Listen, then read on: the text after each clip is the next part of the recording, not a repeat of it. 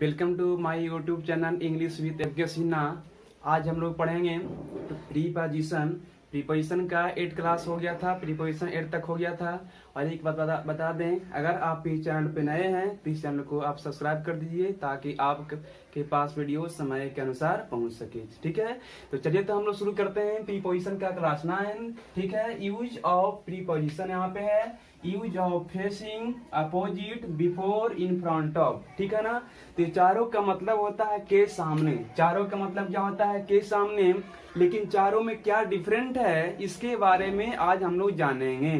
चारों में क्या डिफरेंट है इसके बारे में आज हम लोग जानेंगे। ठीक है, तो सबसे पहले आपको बता दें कि फेसिंग का मतलब क्या होता है। तो फेसिंग की अगर बात करें तो जब दो व्यक्ति एक दूसरे के आमने सामने हो, जब दो व्यक्ति एक दूसरे के आमने सामने हो तो उस कंडीशन में हम प्रीपोजिशन फेसिंग का प्रयोग करेंगे। ठीक है, अब बात करते हैं अपोजिट का। जब दो लोकेशन एक दूसरे के आमने सामने हो, जब दो लोकेशन को दर्शाना हो, जब दो लोकेशन एक दूसरे के आमने सामने मौजूद हो तो उस कंडीशन में हम लोग प्रीपोजिशन अपोजिट का प्रयोग करते हैं। अब बात करते हैं प्रीपोजिशन बिफोर की। तो जब किसी व्यक्ति की उपस्थिति में कोई घटना घटता है, जब किसी व्यक्ति की उपस्थिति में कोई घटना घटता है तो उसे दर्शाने के लिए प्रीपोजिशन बिफोर आता है। जैसे मान लिया कि हमारे सामने कोई घटना घट गया, ठीक है, हमारे मौजूदगी में उपस्थिति में कोई घटना घटा तो उसे दर्शाने के लिए प्रीपोजिशन बिफोर आएगा। अब बात करते हैं फ्रंट ऑफ की। तो जब दो निर्जीव को दर्शाना हो, जब दो निर्जीव एक दूसरे के आमने सामने हो, है ना, जब दो निर्जीव वस्तु एक दूसरे के आमने सामने हो तो उसे दर्शाने के लिए प्रीपोजिशन इन फ्रंट ऑफ का प्रयोग करते हैं। ठीक है, यहाँ पे लिखा हुआ भी है कि फेसिंग का प्रयोग कब करेंगे? जब दो व्यक्ति एक दूसरे के आमने सामने हो, मौजूद हो तो प्रीपोजिशन फेसिंग आएगा, है ना। जब दो लोकेशन एक दूसरे के आमने सामने हो, मौजूद हो तो क्या आएगा? अपोजिट आएगा। मतलब कि अपोजिट का मतलब दूसरी तरफ के सेंस में। ठीक है, बिफोर की बात करें तो किसी व्यक्ति के सामने उसकी उपस्थिति में घटित घटनाओं की चर्चा के लिए प्रीपोजिशन बिफोर आएगा। इन फ्रंट ऑफ की अगर बात करें तो जब दो निर्जीव एक दूसरे के सामने हो तो उसे दर्शाने के लिए प्रीपोजिशन इन फ्रंट ऑफ का प्रयोग किया जाता है। जैसे देखें, he was delivering the speech facing the public। मतलब क्या हुआ? उसने लोगों के सामने स्पीच दिया, वह लोगों के सामने स्पीच दे रहा था। वह लोगों के सामने स्पीच दे रहा था तो वह भी व्यक्ति था, लोग भी व्यक्ति थे, है ना। तो जब दो व्यक्ति एक दूसरे के आमने सामने होगा तो जब दो व्यक्ति एक दूसरे के आमने सामने हो तो यहाँ पे हम क्या लगाएंगे? प्रीपोजिशन क्या लगाएंगे? फेसिंग। ठीक है, his home is opposite my home, माने उसका घर मेरे घर के सामने है, लोकेशन की बात है। ठीक है, इसलिए आपका अपोजिट लगा। The criminals killed him before my eyes, मतलब कि क्रिमिनल्स ने मेरे आंखों के सामने उसे मार दिया, मेरे आंखों के सामने उसे मार दिया, है ना। क्रिमिनल्स ने मेरे आंखों के सामने उसे मार दिया, इसलिए, है ना, मेरे आंखों के सामने तो मेरी उपस्थिति में घटना घटा, इसलिए क्या लगा? बिफोर लगा। There is a big statue in front of the temple, है ना। मतलब कि क्या हुआ कि मंदिर के सामने एक बड़ा मूर्ति है, मंदिर के सामने एक बड़ा मूर्ति है ना। तो आशा करता हूँ आपको यह डिफरेंस समझ में आ गया होगा। ठीक है, चलिए तो आगे देखते हैं। ठीक है,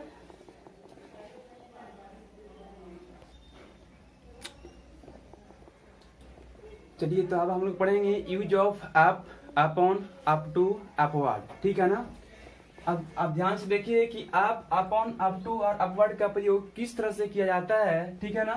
तो सबसे पहले देखिए आपके लिखा हुआ अप का प्रयोग। तो नीचे से किसी ऊपर की वस्तु, नीचे से किसी ऊपर की वस्तु का स्थिति दर्शाने हेतु, जैसे बोले अगर, है ना, कि कोई पहाड़ पर अगर कोई वस्तु है ना, तो उसका अगर स्थिति दर्शाना हो, अगर कंडीशन दर्शाना हो तो उसके लिए हम अप का प्रयोग करेंगे। ठीक है, नीचे से किसी ऊपर की वस्तु का स्थिति बताना हो, कंडीशन बताना हो तो उसके लिए हम अप का प्रयोग करेंगे। ठीक है, अपन की अगर बात करें तो यदि कोई वस्तु किसी अन्य के ऊपर छलांग लगाकर पहुंचे तो उस कंडीशन में हम क्या लगाएंगे? अपन लगाएंगे। मतलब बोले अगर, और किस तरह? तो गति के साथ। जैसे बोले अगर एग्जाम्पल कि जो यहाँ पे लिखा हुआ भी कि A dog jumped upon the table, मतलब डॉग जो है टेबल पर छलांग लगाकर पहुंचेगा, है ना।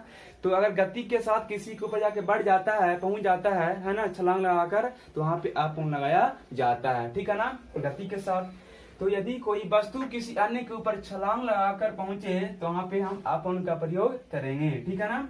अब टू की अगर बात करें तो नीचे से ऊपर की ओर गति के लक्ष्य को दर्शाने के लिए, नीचे से ऊपर कोई अगर जा रहा है गति के साथ और उसका लक्ष्य क्या है, तो उसके लिए हम लोग प्रीपोजिशन अप टू का प्रयोग करेंगे, ठीक है ना। नीचे से ऊपर की ओर गति के लक्ष्य को दर्शाने के लिए प्रीपोजिशन अप टू का प्रयोग किया जाता है, ठीक है। नीचे से ऊपर कोई वस्तु को जा रहा है, उसका लक्ष्य क्या है ऊपर जाने का, है ना, लक्ष्य को दर्शाने के लिए प्रीपोजिशन किसका प्रयोग करेंगे हम लोग, अप टू का प्रयोग करेंगे, ठीक है। अब बात करें अपवर्ड का, तो नीचे से ऊपर की ओर लक्ष्यहीन गति, है ना, नीचे से ऊपर कोई कुछ जा रहा है लेकिन उसका लक्ष्य नहीं है कहां तक जाएगा, है ना, ऊपर खाली जा रहा है, पता नहीं कहां तक जाएगा, तो उस कंडीशन के लिए हम लोग अपवर्ड का प्रयोग करेंगे। नीचे से ऊपर के गति के लिए लक्ष्यहीन गति को दर्शाने के लिए हम लोग प्रीपोजिशन किसका प्रयोग करेंगे, अपवर्ड का प्रयोग करेंगे, ठीक है। अब देखते हैं, चलिए एग्जाम्पल की बात करते हैं।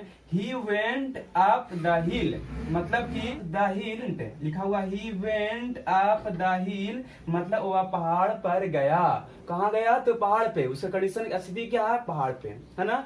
तो ही वेंट अप द हिल, वह पहाड़ पे गया, ठीक है।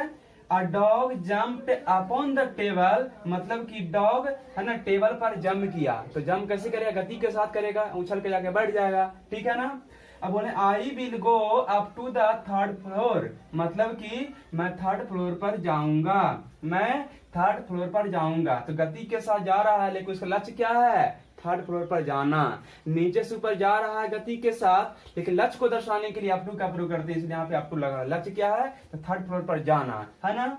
The vapour is going upward, मतलब कि जलवाष्प, है ना, ऊपर की ओर जा रहा है, ऊपर की ओर जा रहा है, कहाँ जा रहा है ये पता नहीं है, ठीक है ना। तो हम अभी बताएं कि अपवर्ड का प्रयोग कब करेंगे, तो जब किसी गति को लक्ष्यहीन गति को दर्शाना हो ऊपर की ओर, तो उस कंडीशन में हम लोग प्रीपोजिशन अपवर्ड का प्रयोग करते हैं, ठीक है। तो चलिए आगे देखते हैं। अब हम लोग पढ़ेंगे use of down and downward, ये दोनों में डिफरेंट क्या है, ठीक है ना। तो अगर बात करें, अभी हम लोग अभी पढ़े थे अप का प्रयोग, अप का प्रयोग क्या था कि नीचे से ऊपर के किसी वस्तु का स्थिति बताना हो, वही है डाउन है ना, ऊपर से नीचे, ऊपर से नीचे, अगर ऊपर से नीचे की ओर की वह गति जो सतह तक पहुंचे, ऊपर से नीचे की ओर का वह गति जो सतह तक पहुंचे, मतलब कि ऊपर से कोई व्यक्ति, है ना, नीचे की ओर आ रहा है, सतह पर पहुंच गया है, तो उसे दर्शाने के लिए डाउन का प्रयोग किया जाता है। वही अगर बात करें डाउनवर्ड का, तो ऊपर से नीचे की ओर वह गति जो सतह तक नहीं बल्कि सतह की ओर अग्रसर रहे, मतलब कि सतह तक पहुंचे नहीं, सतह की ओर आते रहे, ठीक है। वैसी गति जो सतह तक पहुंचे नहीं बल्कि सतह की ओर आते हुए रहे, तो उस कंडीशन में हम लोग डाउनवर्ड का प्रयोग करेंगे, ठीक है। सिंपल सी बात है, डाउन का प्रयोग कब करेंगे, ऊपर से नीचे की ओर वह गति जो सतह तक पहुंचे, और डाउनवर्ड ऊपर से नीचे की ओर वह गति जो सतह तक नहीं बल्कि सतह की ओर आते रहे, ठीक है ना। एग्जाम्पल की बात करें तो ही केम डाउन द हिल, मतलब कि वह पहाड़ से, ही केम डाउन द हिल मतलब क्या हुआ, वह पहाड़ से नीचे आया, वह पहाड़ से नीचे आया, ठीक है। अब बात करें the kite is coming downward, मतलब कि पतंग नीचे की ओर आ रहा है, पतंग नीचे की ओर आ रहा है, यहाँ मतलब क्या हुआ कि वह पहाड़ से नीचे आया, यहाँ पर आया के मतलब पहुंच, सतह पर पहुंच गया, और the kite is coming downward, पतंग नीचे की ओर आ रहा है, अभी पहुंचा नहीं ना है, नीचे की ओर गतिशील है, अंतर आपको समझ में आ गया, दोनों के मतलब नीचे की ओर होता है लेकिन अंतर आपको समझ में आया होगा। चलिए हम लोग, लेकिन अंतर गतिशील है, अंतर आपको समझ में आ गया, दोनों के मतलब नीचे की ओर होता है लेकिन अंतर आपको समझ में आया होगा। चलिए हम लोग आगे देखते हैं, ठीक है। चलिए हम लोग देखते हैं अब use of to and towards, to and towards में क्या डिफरेंट है, इसका किस प्रकार से हम लोग यूज करते हैं। तो लिखा हुआ टू एंड टू वर्ड्स का यूज पढ़ रहे हैं, ठीक है। टू की अगर बात करें तो किसी सतही गति के लक्ष्य को दर्शाने हेतु, मतलब कि अगर सतह पर है ना कोई गति कर रहा है, उसका लक्ष्य क्या है ना, पहले ही अगर फिक्स कर दिया गया कि है ना इस मार्ग से होते हुए उसको वहां तक पहुंचना है ना, तो सतही गति के लक्ष्य को दर्शाने के लिए प्रीपोजिशन टू का प्रयोग किया जाता है। लेकिन बात करेंगे टू वर्ड्स की, तो किसी सतही गति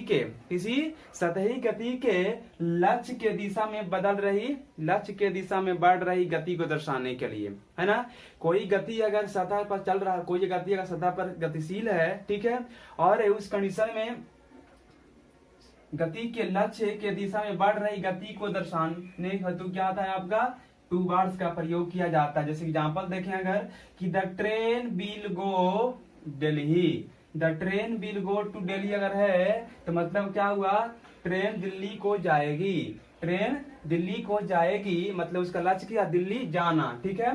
the train is going towards Delhi, मतलब कि ट्रेन दिल्ली की ओर जाएगी। लक्ष्य ये फिक्स नहीं है कि कहाँ जाएगा, दिल्ली की ओर जाएगी, मतलब दिल्ली होते हुए कहीं और जाएगा, मतलब दिल्ली तो जरूर जाएगा, दिल्ली होते हुए आगे भी जाएगा, मतलब दिल्ली की ओर जाएगी, वही लिखा हुआ है।